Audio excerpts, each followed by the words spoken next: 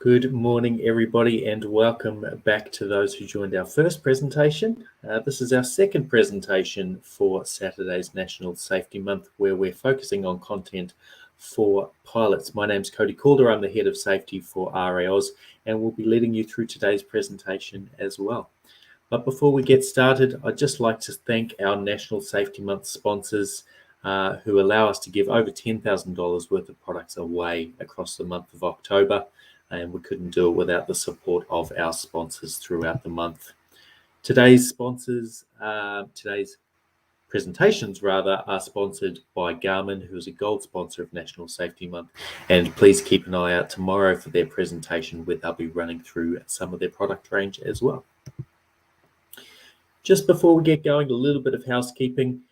If there's not a Q&A panel open on the right-hand side of your page already, in the bottom right-hand corner of your screen, there should be a blue chat box.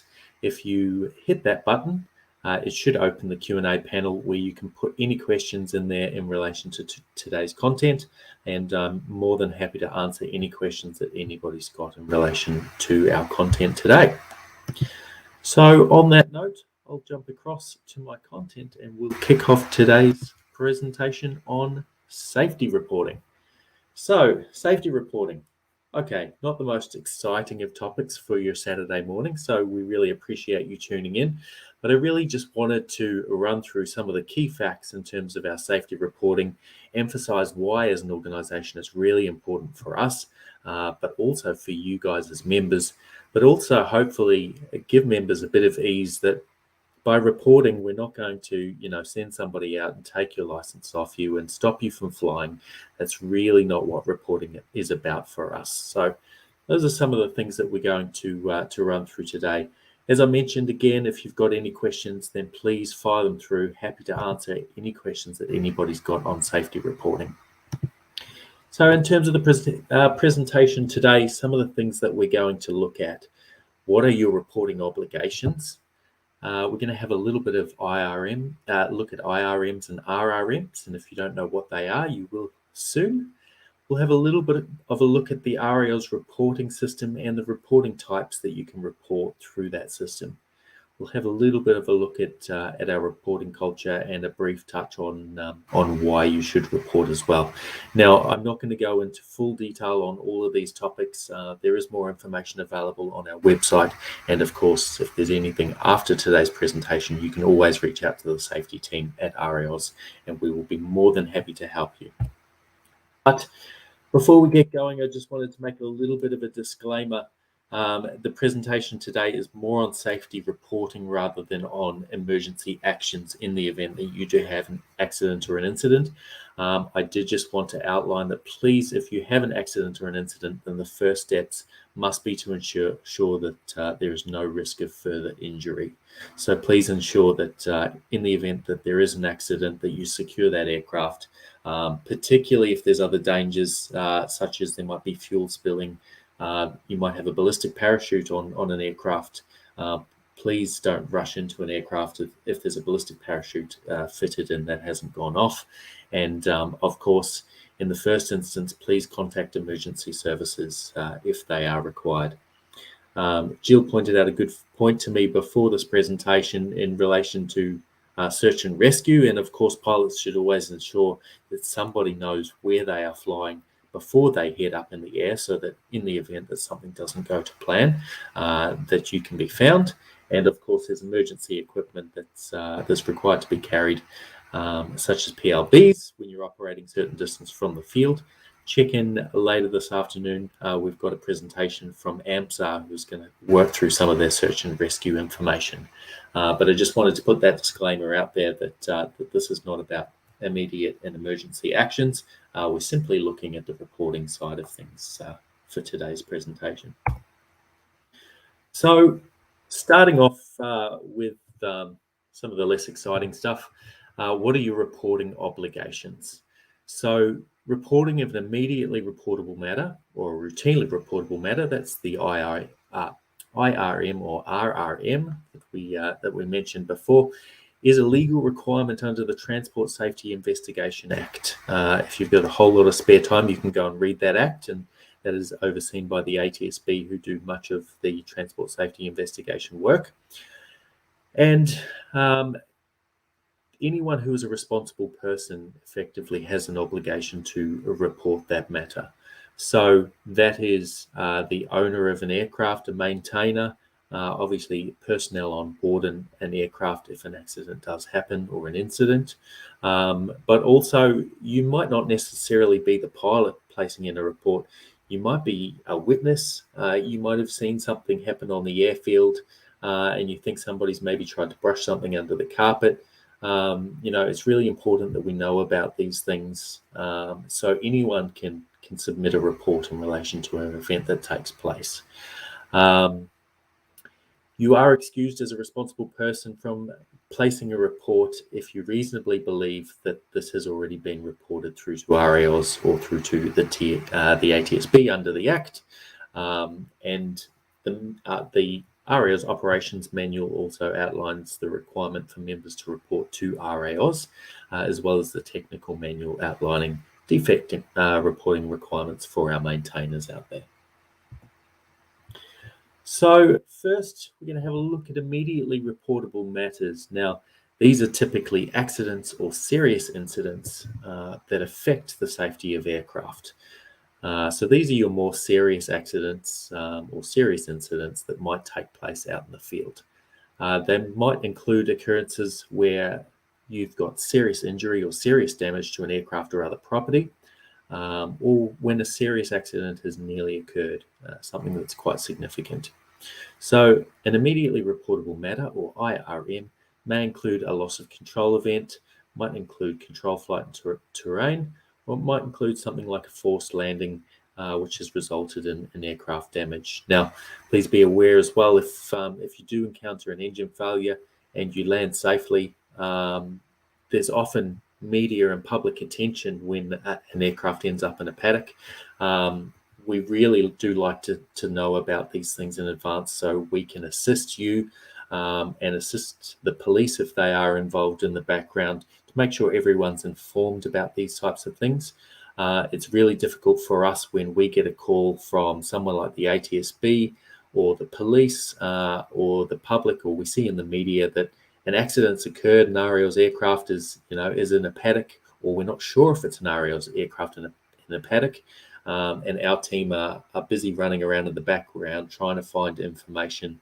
I had one day where simply an aircraft flying overhead on final to an airport had reported to the local tower that there was an aircraft that had conducted a forced landing in a paddock.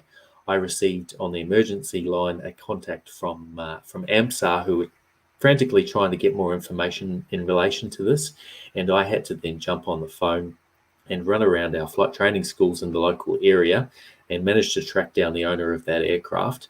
But simply that was a bit of guesswork based on location. So we do always prefer that if you do have an accident of some sort that is obviously immediately reportable from the legal perspective, or even potentially if it's not that important, just grab the phone, give us a call, give us a heads up as what's occurred, and it really supports us in the background as well. So if you do have an immediately reportable matter, that must be reported to RAOs by telephone as soon as practical, and a written report must be submitted online within 72 hours. So that's the key point to take away there. Telephone call as soon as practical, and a written report is within 72 hours. Then moving on to there we go. I've put the same title twice, off to a good start. Ignore the title. That should be routinely reportable matters. They are less serious occurrences that have or could have affected safety. Now, in relation to routinely reportable matters, there's a lot of things there that people don't necessarily realise should be reported into our reporting system, and they are typically less serious occurrences that may have taken place. So a few examples there of a routinely reportable matter include a runway incursion, excursion or a ground loop, and that may result in no damage to the aircraft. You may taxi back and that's absolutely fine, but that should still be reported. Likewise, if you encounter a hard landing, that should also be reported into our system. A bird strike is another good one, a go around due to another aircraft, or a near miss event. Now, if you have a near miss and it's a really significant near miss, it gets very close, and that may then become an immediately reportable matter rather than a routinely reportable matter. So routinely reportable matters, they often don't result in aircraft damage or injury, and the reporting requirement there is to report online a written report within 72 hours. They can be submitted through to AREOS's reporting system. So moving on to AREO's reporting system, and if you haven't seen that already, you can go and have a look online. I chucked a poll up before briefly to find out who had reported and who hasn't, and most of our viewers today haven't reported through to AREOS, but we've got a couple there that have, so that's good to see. There's a number of different occurrence types that you can report through on our system. You can report an accident or an incident, so those IRMs and RRMs, as I've spoken about there. You can also report a defect. You can report a hazard that you might have identified, or you can also report a confidential complaint. Now, a confidential complaint may be in relation to something that you're unhappy with in terms of AREOS's actions, or it may be in relation to an AREOS member, a flight training school, or the operation of an AREOS aircraft, something that you think that we should be aware of and potentially need to do something about. I will just point out there, obviously, that it is obviously a legal requirement under the TSI Act that members report accidents and incidents. If you do report through the AREOS reporting system, which is obviously a mandatory requirement under the Ops Manual for our members, then that does also fulfill your TSI reporting requirements, where we will actually forward your report on to the ATSB so that your legal requirements are taken care of from that perspective. So by reporting with us, you can do it simply once. You don't have to send multiple reports around, and it covers your requirements there. We do also have a 24-hour accident phone service. So one of our team members is always on an emergency phone, and one of us has that on the weekends as well, that you can call through in the event that you do have an accident or an incident. Please don't use that line to call us if it's not in relation to one of those things. But one of our team members is always on the phone there if required. So just having a bit of a closer look at some of our accident and incident types, or rather some of our reporting types that you can submit into the AREOS reporting system. So when you report an accident or an incident, you can jump online to reporting.areos.com.au. That'll take you through to our reporting system, or you can find a link to that on our website as well. And essentially what that report requests of you is details of the occurrence. It asks who was on board, any personnel details, what was the details of the aircraft involved, and an overview of the occurrence itself in terms of phase of flight, what occurred, what the outcomes were in terms of damage, pilot experience, and aircraft hours, and information like that. That gives us some context as to what has actually taken place and when, and maybe what were some of the conditions that led to that occurrence. Once we receive that report, it pops it up into a new list within our reporting system, which our team monitor daily.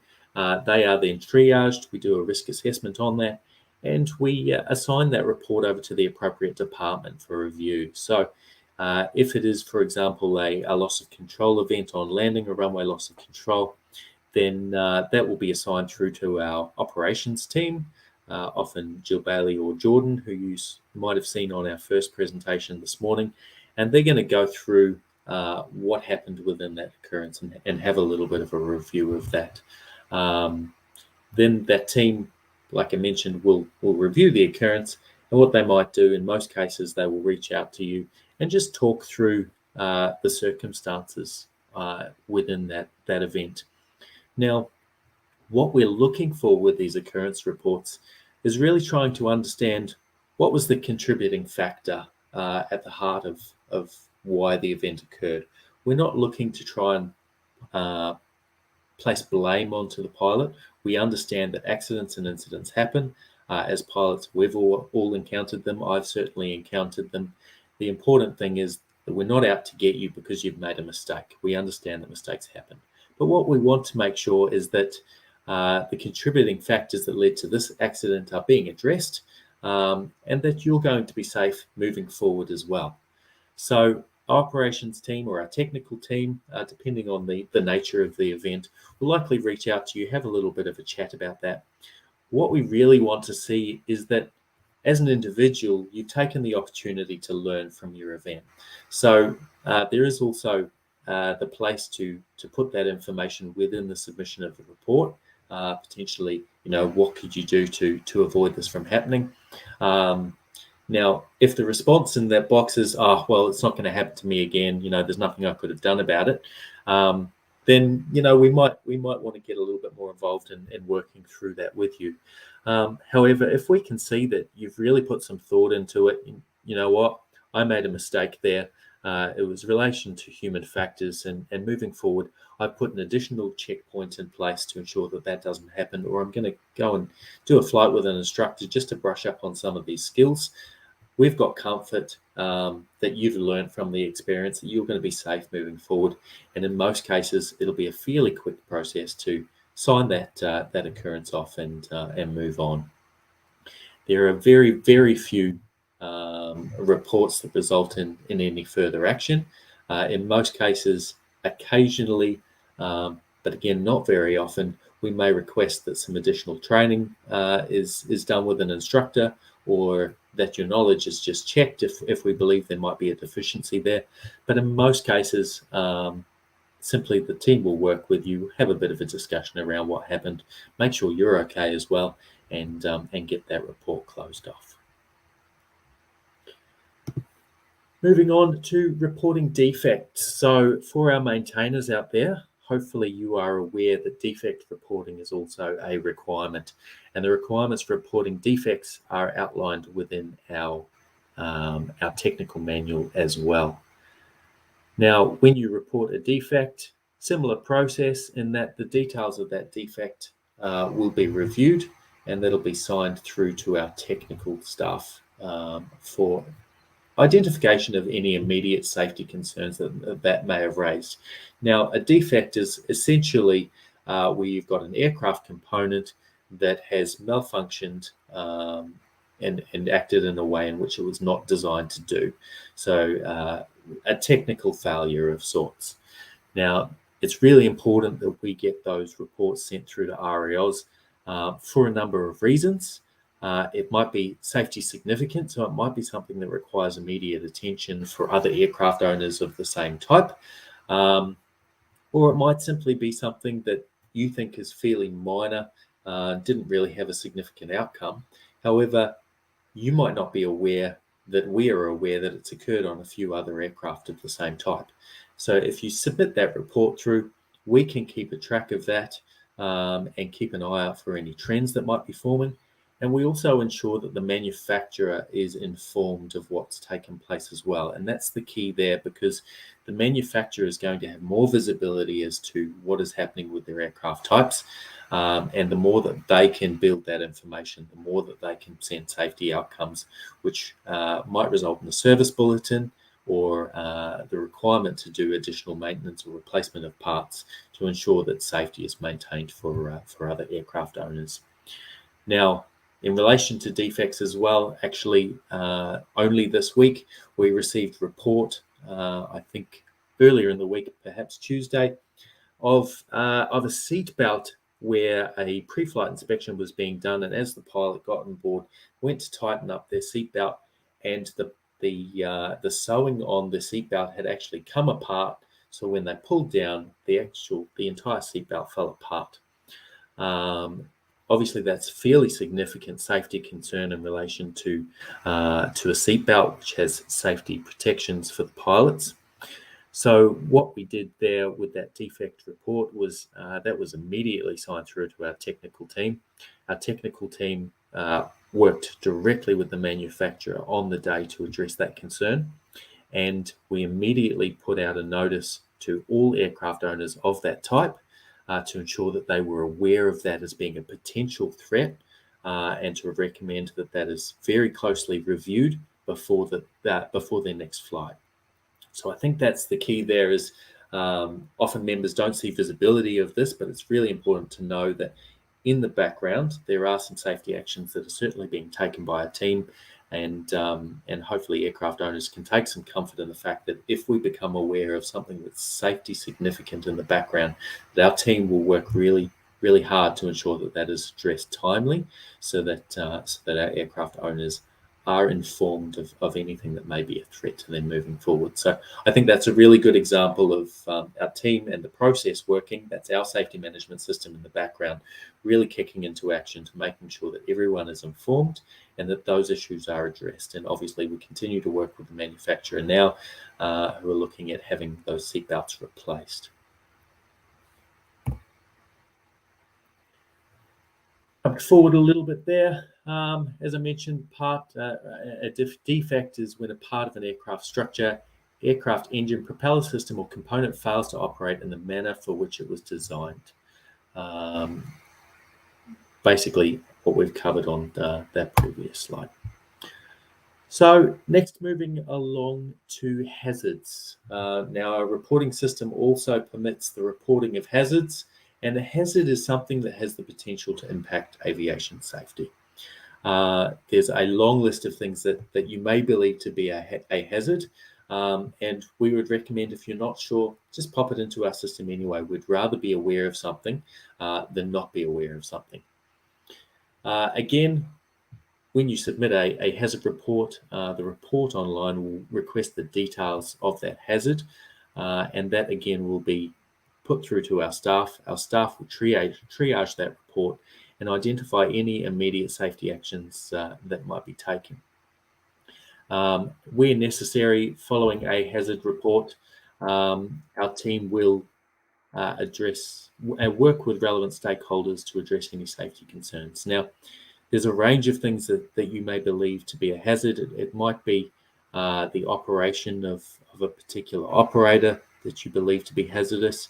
It may simply be that, at my local airport, there's a pothole on the taxiway, and I've spoken to, the people on the airport, and there's a hazard there for my aircraft. If I hit that pothole, it lowers the aircraft, it puts me at risk at aircraft damage or a prop strike or something like that. We have historically worked with local airports to address areas such as that. It may be in relation to operations at an airport. It might even be in relation to procedures or terrain, something in relation to the operation at an airport that you believe impacts safety. And REOS has the ability to work with airport operators, work with local operators, and where possible, address some of these hazards. Of course, if we believe it to be a safety risk, we can not always control all of these things, but we can certainly always try and reach out and see what we can do to address safety. And at the end of the day, safety reporting is really about addressing those key safety concerns. That's the key types of reports that you can report through to our reporting system.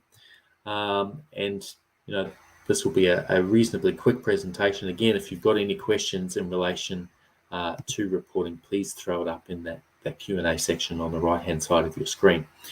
But what's most important that I really want to touch on here in relation to safety reporting is REOS's safety culture and our reporting culture. So REOS maintains a just and fair reporting culture, and you'll often hear that referred to as a just culture within aviation. You can go and have a look at that online and do some research into a just culture. But in effect, as humans, we all make mistakes. We study human factors for a reason, and we accept that people make mistakes and that accidents and incidents will happen. So this means that members won't be disciplined for making a genuine mistake. Rather, the background behind safety reporting is ensuring that safety is maintained moving forward, that you are safe moving forward, but that also we can put our safety efforts and our safety campaigns into identifying what's happening in the field and have outcomes that result in safety improvements for everyone. And we can only do that with the visibility of what's actually occurring out in the field. I'll just touch briefly there that just because we have a just culture does not mean that disciplinary action will never be taken. But disciplinary action will only be taken in the event that somebody has willfully breached requirements. So if you are out there and you're operating non-compliantly in a non-registered aircraft, you don't have a current BFR, you're out there flying low and doing beat-ups over somebody's property, if you're breaking the rules and we become aware that you've done that willfully, it hasn't been an honest mistake, then there is the need for accountability with one's actions within a just culture. So in most cases, disciplinary action results from complaints that are reported through to RAOs, in which case somebody might report that somebody's been operating non-compliantly, somebody's been operating an aircraft recklessly. In most cases, those are the only times where disciplinary action is required, whereas accidents and incidents, in most cases, it's simply an honest mistake. It's human factors 101. We all make them, and really there's no action in most cases that's taken in advance of building that information and working through with you to ensure that we're safe moving forward. So if there's a key point to take away from today, it's please don't be afraid of reporting culture. I point out an event, an occurrence that I had reported throughout the year where a pilot put in a report simply because they'd accidentally, during their pre-flight checks on the ground, they'd accidentally bumped the radio frequency selector button. So they'd switched to the standby frequency on the ground. They hadn't picked it up. And when they taxied out, they had a good lookout for another aircraft. They couldn't see anyone. They believed they were the only aircraft there. And when they took off, they got airborne. And on the crossing runway, there was another aircraft that was taking off that they were unaware of. Now, there was no immediate conflict, so there wasn't a near miss in this event, but the pilot did become aware of that, and then they identified that they were on the wrong frequency. They switched over.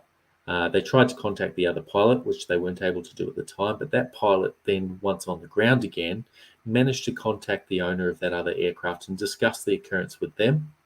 And what they did was they submitted a report and they said, look, I took off on the wrong frequency. It could have put me in conflict with another aircraft. I identified this. I've put an extra check in my checklist to ensure that immediately prior to takeoff, I check my radio frequency to ensure it doesn't happen again.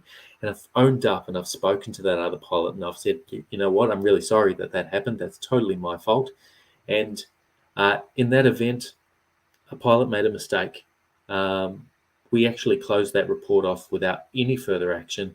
There was no need to even go through that occurrence with that individual because it was very clear that they'd taken ownership over their accident, over their mistake, their incident in this case, and had actually taken the opportunity to report that to RAOs so we could build that information in there as well. Now, for most people, they would simply go, oh, that's not very important. No one needs to know about that. I won't tell anyone. But we really appreciate when somebody takes that effort off their own back to place that report into the system.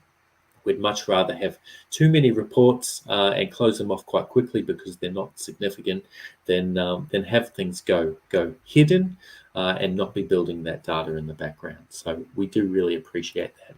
We really respect when members do place those reports in as well.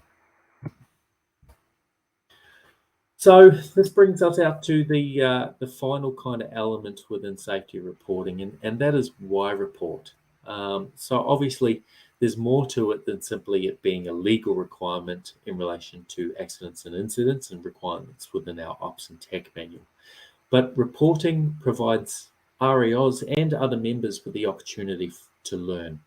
If we don't know about these events that are happening, then we're not able to learn from that. We can't build the valuable data that we're building through our occurrence management system by identifying the types of events that are happening out in the field. As it says there, the occurrence data that we receive from reports allows us to monitor trends to identify areas of concern. So you might have had a fairly insignificant event at your local airfield, but you might not be aware that that same or similar type of event has occurred on 3 other occasions with other pilots. If we get a report of that, we can track local trends at local destinations, not just countrywide in terms of the types of events that are happening, but potentially the types of segregated events that might be isolated to a particular airport. And with that information, we can then obviously work more closely with different operators, airfield operators and RALs operators that we might be able to work with to address some of those concerns. An example is Caboolture Aerodrome, where we've been doing a bit of work because we do see a higher rate at Caboolture of near-miss events. Now, looking at it from a larger perspective, that's probably understandable. Caboolture is a high activity airport. There's a lot of activity taking place. It's also quite complex airspace up in southeast Queensland. And you've got a lot of different operation types that take place at Caboolture. You've got gyrocopters, you've got gliding, you've got RALs aircraft, you've got GA aircraft that are VH registered, and you've also got warbirds. So you've got a lot of different performance considerations all operating within one circuit, and you've also got the 2 runways that may be in use there. So through working through that, what we've been able to do is we've been able to work with the local safety committee at Caboolture. We're providing them with de-identified data in terms of the types of events that we're seeing happen there, and they're addressing that at a local level. So we've identified the threat. We're able to work with local operators on the field and the local safety team at the local airfield. And as a whole, everyone's more informed of the concerns, and they can address that with their local flyers as well and put steps in place to address that concern. We also obviously use the data from occurrence reporting to prioritise our safety promotions.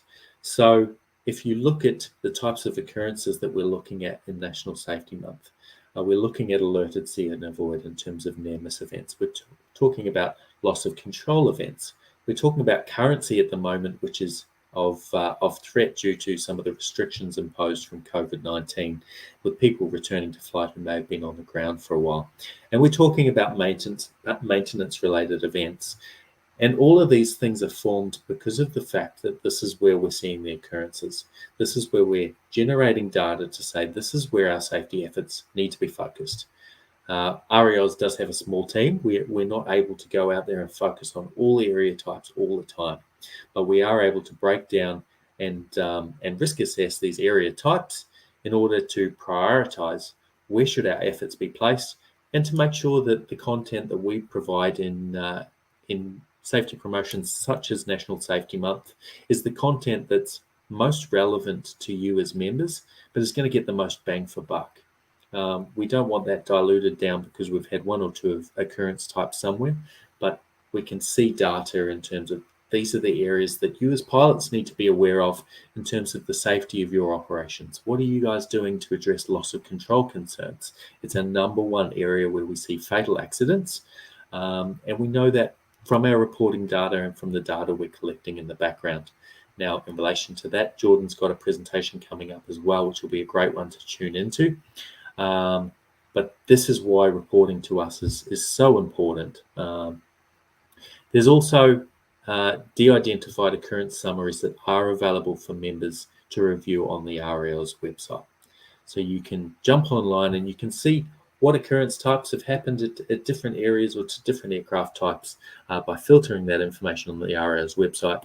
Have a bit of a scroll through and keep up to date with some of the determined outcomes that we've determined from these events as well in relation to what happened, so that you're up to date on what type of reports we're seeing come through to our system. Now, those reports that go online are de-identified.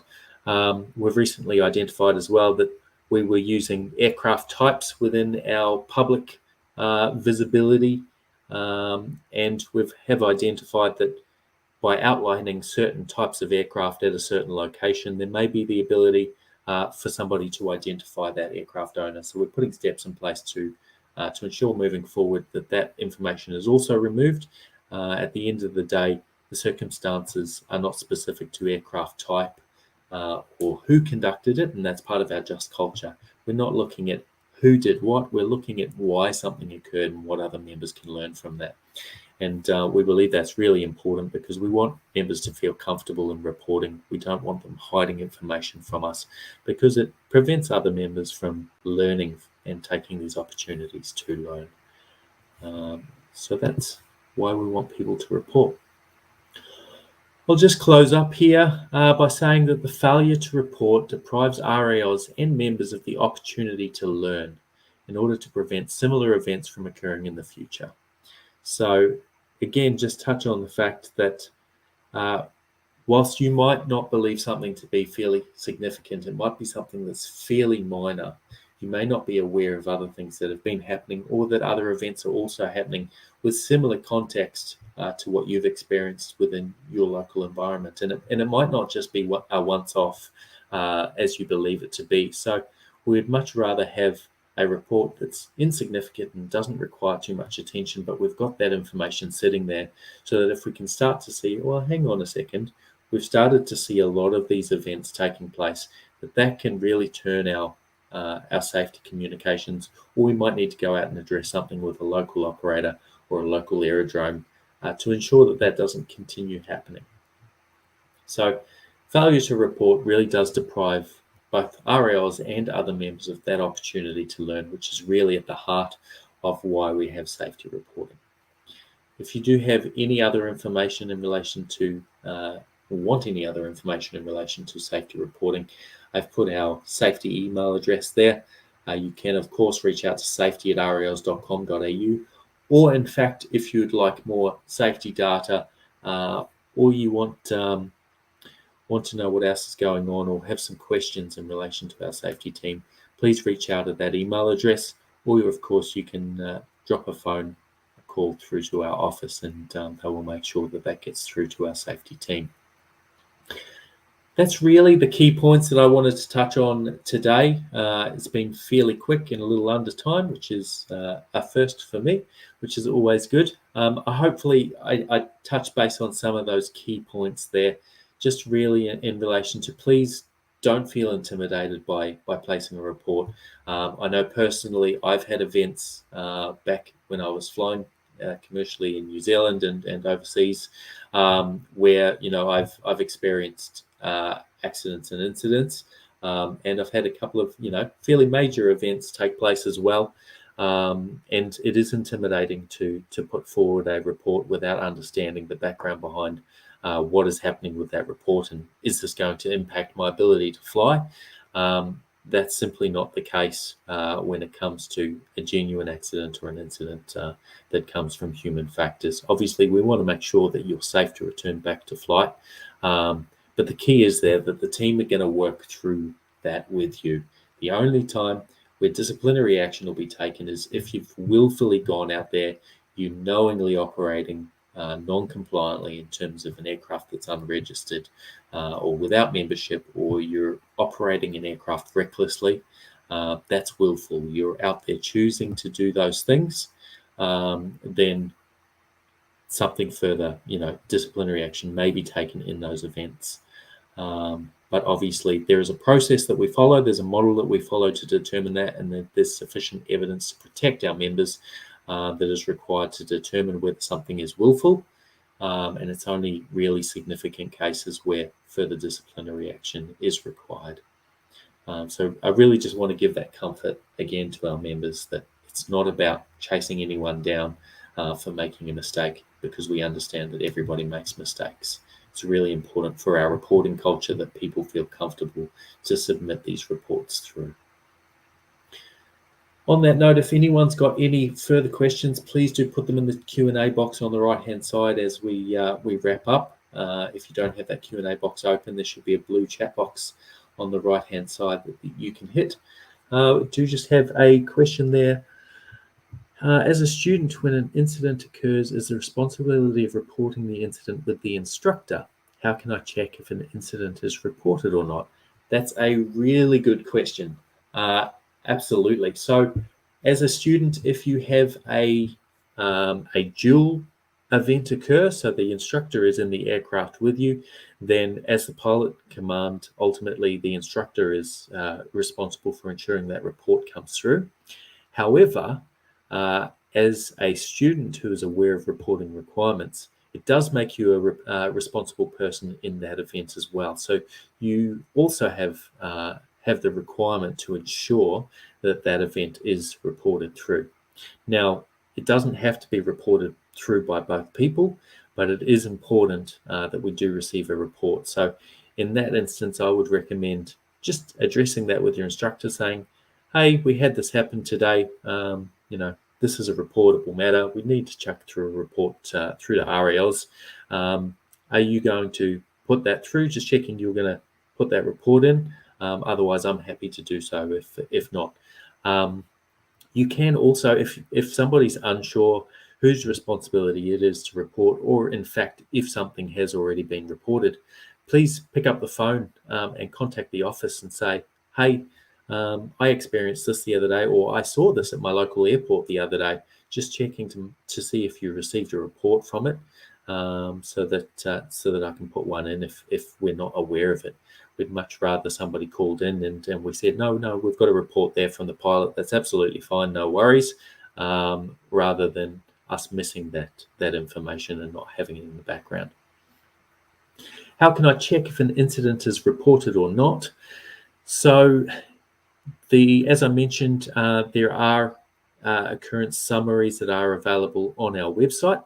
You can jump on that website, and if it is in relation to an incident or an accident, there will be a brief outcome that pops up online. Now, the information in relation to that event does remain blank until it's been through our triaging process in the background. So sometimes people will notice for a few days that there are blank fields in the online reports. That's simply because it hasn't been processed entirely through our system yet and been sent out to the appropriate department. But you can jump on the website there. If it has been triaged, you'll be able to see that information and see that it's been reported.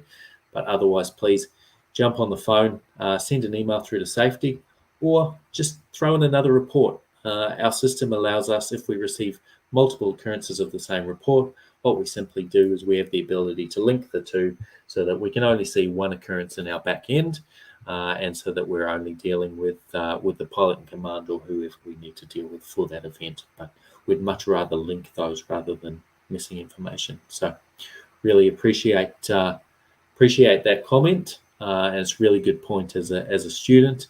It is also obviously for us it's a cultural concern if your particular flight training school is trying to cover these things up. We work with our schools in relation to their safety management systems, and I did a presentation for schools yesterday on culture, and we really want to ensure that they are informing us of this information as well. If your instructor or your school has kind of tried to brush it under the carpet, imply that it's not really that important, we don't need to send a report through, then I would be asking some questions perhaps as to why that might be the case, and would also recommend that you reach out to RAOs. Obviously, it can be a sensitive matter, but we can work through that with you and potentially work with the school involved by keeping your information confidential, or perhaps if we're not able to do that, at least it's information that we've got in the background in relation to that operation, so we can monitor that to ensure that the safety culture at your school is also positive. At the end of the day, it's all about maintaining a positive safety culture for everybody, and a positive safety culture at the schools is really important, so students feel comfortable bringing occurrences forward and putting their hand up and say, look, I've had a mistake, and don't feel that they'll be disciplined from their flight training school as well. So I think that's all the questions that we've had come through, finishing up a little bit early. But again, if you do have any questions, please reach out to safety@rals.com.au in relation to our safety reporting. do go and check that information and understand that obviously there is a legal responsibility for reporting as well, but we'd much rather have a report for something, even if it's not actually reportable matter, rather than not seeing that transparency at all. But just to finish off once more, can't emphasize enough that please don't feel intimidated to report. We are not going to use these reports to track someone down and remove privileges. That is the worst case scenario, and the only event that would happen is reckless operation of an aircraft, or willful reckless operation, in which case, in most cases, we receive those from complaints received about other members that can be put through to our system as well. So thank you very much for taking the time this morning. I understand safety reporting is not the most exciting of topics, but it is really important from our safety background for our safety focuses moving forward, that members are aware of reporting requirements and feel comfortable to report to us. That's what we want at the end of the day. If anyone's not comfortable with anything, pick up the phone. I'm more than happy to talk to anyone around what might happen if they submit a particular report, and we can work through that if you have any concerns. So please reach out to a team if you have any further questions, and we thank you for joining today. So on that note, I'll wrap up our presentation for this morning, but I'd once again like to thank Garmin, who is, of course, a gold sponsor of National Safety Month. Just sending a slide out there with a link if you'd like to go and check out their range of products that they've got available. And they do have a presentation tomorrow afternoon where they go through some of their products. We'd like to thank all of our sponsors for National Safety Month. Of course, we did a stream with OzRunways the other night where you can go and run through. They've got some really great tips there in terms of using OzRunways EFB. And we've got Flight Safety Solutions, another gold sponsor, who will be reporting tomorrow afternoon with some valuable information for our aircraft owners and our maintainers. We have a great lineup of further presentations later on today. We've got Avoiding Loss of Control for Pilots with Jordan up next. Obviously, it's a serious area of focus for us with our safety focus areas in relation to it being the number one cause of fatal accident within RA's operations.